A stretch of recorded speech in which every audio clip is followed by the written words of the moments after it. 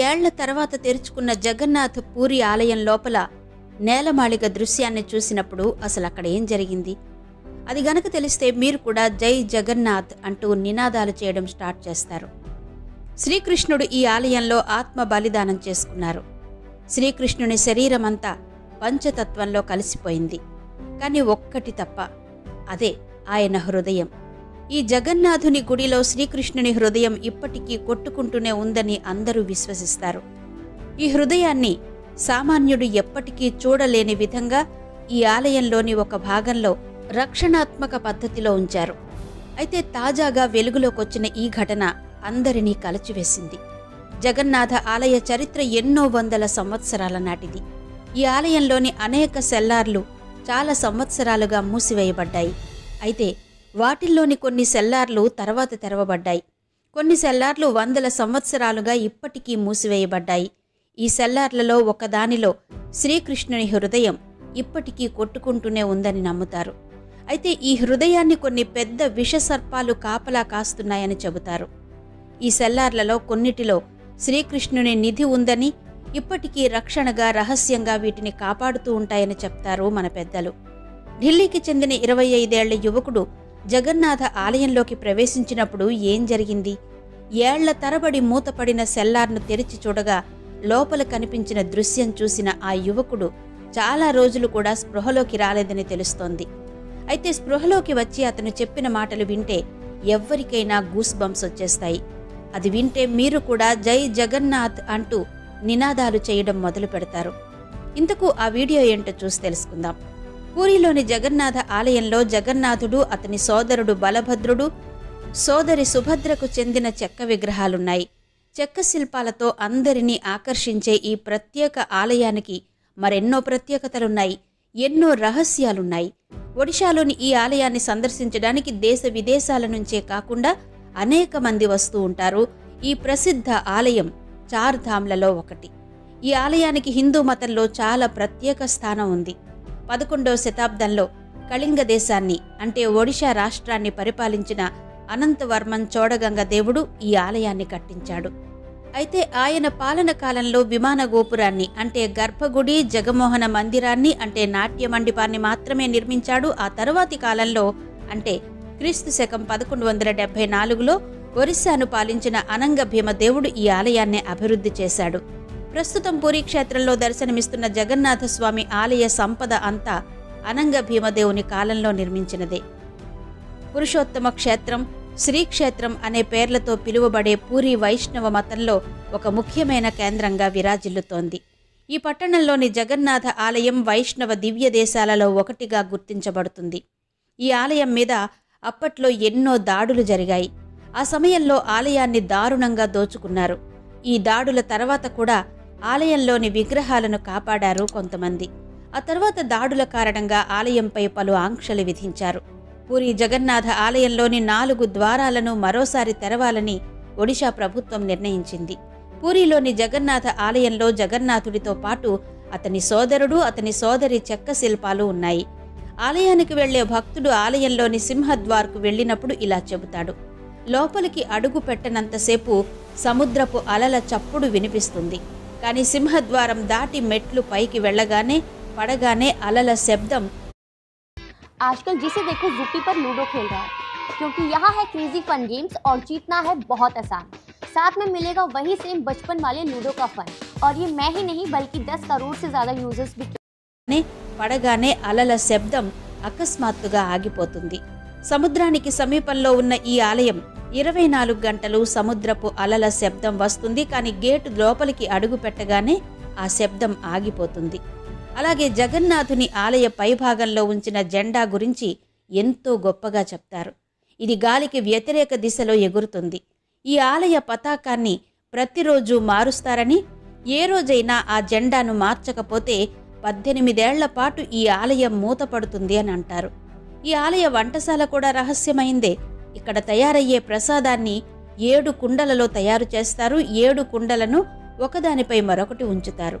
ఆశ్చర్యకరమైన విషయం ఏంటంటే ముందుగా 7వ కుండలో ప్రసాదం తయారవుతుంది. ఆ తర్వాత 6వది, ఆ తర్వాత 5వది, ఆ తర్వాత 4వది, ఆ తర్వాత 3వది, తర్వాత 2వది, ఫైనల్గా మొదటి కుండలో ఆహారం వరుసగా తయారవుతూ వస్తాయి.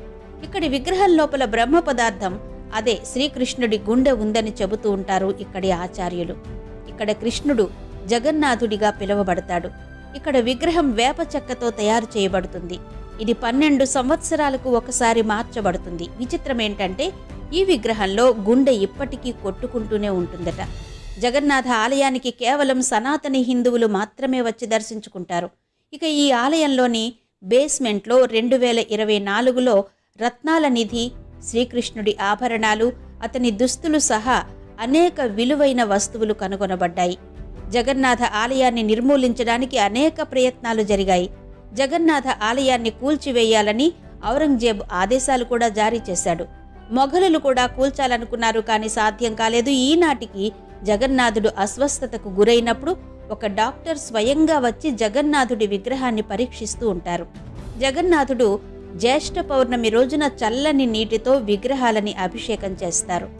చలి ఎక్కువగా ఉండడంతో అస్వస్థతకు గురవుతున్నారని, విగ్రహానికి జ్వరం కూడా వస్తుంది. దీనివల్ల ఆలయం 15 రోజులు మూసివేయబడుతుంది. దాంతో జగన్నాథుడు తన గదిలో విశ్రాంతి తీసుకుంటాడు.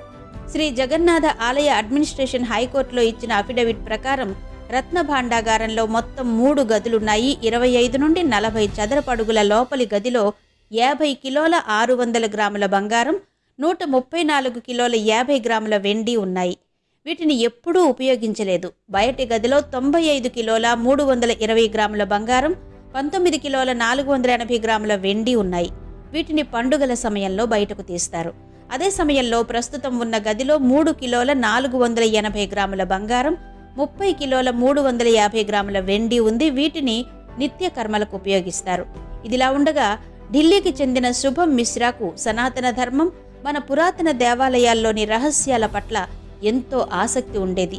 శుభంకు ప్రతి ఆలయ రహస్యాలు తెలుసు. ఆ దేవాలయాల రహస్యాలతో నిండిన పుస్తకాలు చదివేవాడు. జగన్నాథుని గుడిలో ఈనాటికి జగన్నాథుని హృదయం కొట్టుకుంటోందని, జగన్నాథుని సెల్లార్లు మూసుకుపోయాయని గ్రంథంలో చదివినప్పుడు, అది కూడా చాలా సంవత్సరాలుగా అవి తెలుసుకున్నాక ఈ రహస్యం గురించి ఖచ్చితంగా తెలుసుకోవాలనే కోరిక అతని మనసులో తలెత్తింది. రహస్యాలు తెలుసుకోవాలనే కోరికతో జగన్నాథుని ఆలయానికి వెళ్ళాడు. మొత్తం జగన్నాథ ఆలయానికి వెళ్ళగానే ఎన్నో రహస్యాలను కళ్ళారా గ్రహించాడు. గుడిలోకి వెళ్ళగానే సముద్రపు అడుగు శబ్దం మాయమైంది. సముద్ర తీరంలో ఉన్న ఆలయం ఇప్పటికీ లోపలికి వినిపించకపోవడం ఆశ్చర్యానికి గురిచేసింది. ఆలయంపై ఉన్న జెండాను ప్రతిరోజు మారుస్తున్నారని, ఈ జెండా చిన్న జెండా కాదని 100 అడుగుల పొడవైన జెండా అని చెప్పారు. ఆలయ గోపురంపై ఆ జెండాను ఎగురువేసే వ్యక్తి కూడా నిపుణుడిలా వేగంగా ఆలయంపైకి ఎక్కి జెండాను మార్చి జెండాను గాలికి వ్యతిరేకంగా ఎగిరేలా చూస్తాడు. ఇది నిజంగా అద్భుతం. ఆ తర్వాత ఆలయం లోపలికి వెళ్లి జగన్నాథ స్వామి, ఆయన సోదరుడు బలభద్రుడు, సోదరి సుభద్రలను చూసినప్పుడు వారి విగ్రహాల్లో మరో మెరుపు కనిపించింది. కానీ శుభం ఉద్దేశం వేరు. ఆలయ బేస్మెంట్ను తెలుసుకోవాలి. దీనికోసం అతను సందర్శించిన తర్వాత ఆలయం లోపలే ఉన్నాడు. భద్రతా దళాలు, గార్డుల నుంచి తప్పించుకుని రాత్రి సమయం కోసం ఎదురు చూస్తూ కాలం గడుపుతున్నాడు. సమయం గడుస్తున్న కొద్దీ గుడిలో జనసంచారం తగ్గిపోయి శుభం గుడిలో ఓ మూల దాక్కున్నాడు. రాత్రి పొద్దుపోయే వరకు ఆలయాన్ని తెరిచి ఉంచగా రాత్రి కాగానే ఆలయ తలుపులు మూసివేశారు. లోపల పూజారి, కొందరు భద్రతా సిబ్బంది మాత్రమే ఉన్నారు. కొద్దిసేపటి తర్వాత పూజారులు, భద్రతా సిబ్బంది అందరూ తమ తమ ప్రాంతాలకు వెళ్లిపోయారు. వాళ్ళు వెళ్లగానే శుభం దాక్కున్న చోటు నుంచి బయటకొచ్చి ఆలయంలోకి వెళ్లడం ప్రారంభించాడు. సెల్లార్ను వెతుక్కుంటూ కాసేపు గుడిలోని ప్రతి మూలకు వెళ్ళాడు. ఆలయం లోపలి వైభవాన్ని చూశాడు. గుడిలోని ప్రతి మూలలోనూ చూస్తున్నాడు. ఆలయం చాలా గ్రాండ్గా ఉంది. కానీ అతను బేస్మెంట్ కోసం చూస్తున్నాడు. అతను ఒక మూలకు చేరుకున్నప్పుడు అక్కడ ఒక రహస్య ద్వారం కనిపించింది. శుభం ఆ తలుపు తెరవగానే దిగువ సెల్లార్లోకి దిగడానికి ఒక మార్గం కనిపించింది. శుభం సెల్లార్ అడుగు భాగానికి చేరుకోగానే అక్కడ చాలా సెల్లార్లు కనిపించాయి. ఆ సెల్లార్లన్నీ చాలా పాతవిగా ఉన్నాయి. వాటిలో కొన్ని సెల్లార్లు తెరుచుకున్నాయి, ఇంకా కొన్ని సెల్లార్లు తెరుచుకోలేదు. ఈ సెల్లార్లలో జగన్నాథుని నిధి ఉంది. దీనిని అనేక విషపూరిత పాములు రక్షిస్తున్నాయి. శ్రీకృష్ణుని ఆభరణాలు, ఆయన దుస్తులు ఇప్పటికీ ఈ సెల్లార్లలో ఉన్నాయని నమ్ముతారు. కానీ ఈ సెల్లార్లలో శుభంకు శ్రీకృష్ణుని హృదయం ఉన్న రహస్య సెల్లార్ కనిపించలేదు. ఈ సెల్లార్లు కామన్ సెల్లార్లని శుభం తెలుసుకున్నాడు.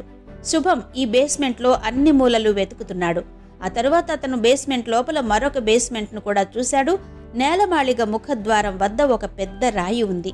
ఆ రాయిని తీసి చూడగా లోపల గుహలాంటి దారి కనిపించింది.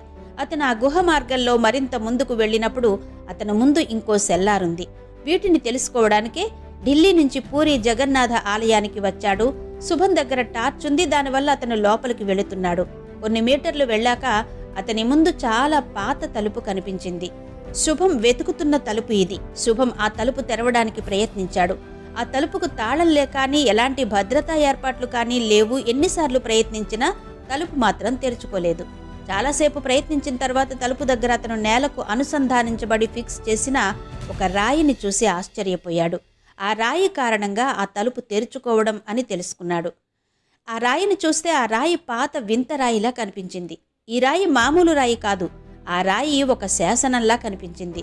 శుభం ఆ రాయిని తాకి దాన్ని పక్కన పెట్టిన వెంటనే शेरू, हाय। मियाँ हेल्प यू? ओए, तुम्हारा लायन किंग यहाँ है नेहा। రాయిని తాకి దాన్ని పక్కన పెట్టిన వెంటనే ఆ తలుపు ఆటోమేటిక్గా తెరుచుకుంది. ఇది చూసి శుభం చాలా ఆశ్చర్యపోయాడు. కానీ ఫైనల్గా అతని లక్ష్యం నెరవేరింది. శుభం ఆ గది లోపలికి వెళ్లగానే ఒక మెరిసే వస్తువు కనిపించింది. క్రమంగా లోపలికి వెళ్లేసరికి అక్కడ జగన్నాథుని విగ్రహం కనిపించింది. ఆ విగ్రహం సజీవ విగ్రహం. ఆ విగ్రహాన్ని చూడడం శుభంకు చాలా కష్టమైంది. ఎందుకంటే ఆ విగ్రహం లోపల చాలా వెలుగుతో నిండిపోయి ఉంది. శుభం తన చిన్న కళ్లతో జగన్నాథుని విగ్రహాన్ని చూశాడు. ఆ విగ్రహమే సజీవమైన విగ్రహమని, భగవంతుడు సజీవ స్థితిలో తన ముందు నిలబడి ఉన్నాడనిపించింది. అది చూసిన శుభం నమస్కరించి జగన్నాథుని దర్శించడం ప్రారంభించాడు. శుభం గుండె గట్టిగా కొట్టుకుంటున్నట్టుగా థక్ థక్ అనే శబ్దం వినిపిస్తోంది. ఆ శబ్దం ఆ విగ్రహం నుండి వస్తోందని శుభంకు అర్థమైంది. ఇక్కడే శ్రీకృష్ణుని హృదయం ఉంది. ఇది సజీవ శ్రీకృష్ణుని విగ్రహం అనుకున్నాడు. కానీ శుభంని చూడగానే అప్పుడే ఆ విగ్రహం చుట్టూ వందలాది పాములు రావడం మొదలుపెట్టాయి. అది చూసి శుభం భయపడి వెనక్కి రావడం ప్రారంభించాడు. కానీ అతనికి ఎదురుగా ఉన్న దృశ్యాన్ని చూసి అతను అయోమయానికి గురై అక్కడే స్పృహ తప్పి పడిపోయాడు. ఆ తర్వాత శుభం కళ్ళు తెరవగానే మరుసటి రోజు ఉదయమైంది. గుడిలోని ఓ మూలన పడి ఉన్నాడు. ఆయన చుట్టూ కొందరు భద్రతా సిబ్బంది, కొందరు పూజారులు ఉన్నారు. శుభం స్పృహలోకి వచ్చిన వెంటనే లోపల బేస్మెంట్లో అపస్మారక స్థితిలో ఉండాలి, కానీ ఇక్కడికి ఎలా వచ్చానో అనుకున్నాడు. ఇది ఒక పెద్ద అద్భుతమని అతనికి అర్థమైంది. తను కల కన్నట్టు అనిపించింది. కానీ అది కలనా నిజమా అని నమ్మలేని పరిస్థితిలో ఉన్నాడు. అతను కూడా ఆ వాస్తవాన్ని అర్థం చేసుకోలేకపోయాడు. అక్కడ నిలబడి ఉన్న సెక్యూరిటీ గార్డులు, పూజారులను చూసి వారు శుభంను ప్రశ్నించడం ప్రారంభించారు. అప్పుడు తాను ఇక్కడ దేవుడిని చూడడానికి వచ్చినట్టు శుభం చెప్పాడు. నిన్న సాయంత్రం నాకు మైకం వచ్చి నాకేం కనిపించలేదు, ఏం జరిగిందో తెలియదు అన్నాడు. ఆ తర్వాత శుభంకు మంచినీళ్ళిస్తే తాగేసి ఆ తర్వాత జగన్నాథుడిని దర్శించుకుని శుభం తన ఇంటికి తిరిగొచ్చాడు. కానీ అవే ప్రశ్నలు శుభం మదిలో మెదులుతున్నాయి. అతను కలకన్నాడా లేదా నిజంగానే బేస్మెంట్లోకి వెళ్ళాడా? అలాంటప్పుడు బేస్మెంట్లో స్పృహ తప్పి పడిపోతే ఆలయ ప్రాంగణానికి ఎలా వెళ్ళాడు? అతని మదిలో అనేక ప్రశ్నలొచ్చాయి. కానీ ఒక విషయం ఖచ్చితంగా తెలుసుకున్నాడు. అదే తన లక్ష్యం నెరవేరిందని, తాను శ్రీకృష్ణుడిని చూశానని అతను అర్థం చేసుకున్నాడు. మీ అభిప్రాయం మాకు ముఖ్యం కాబట్టి దయచేసి మీ అభిప్రాయాన్ని కామెంట్ బాక్స్లో రాయండి.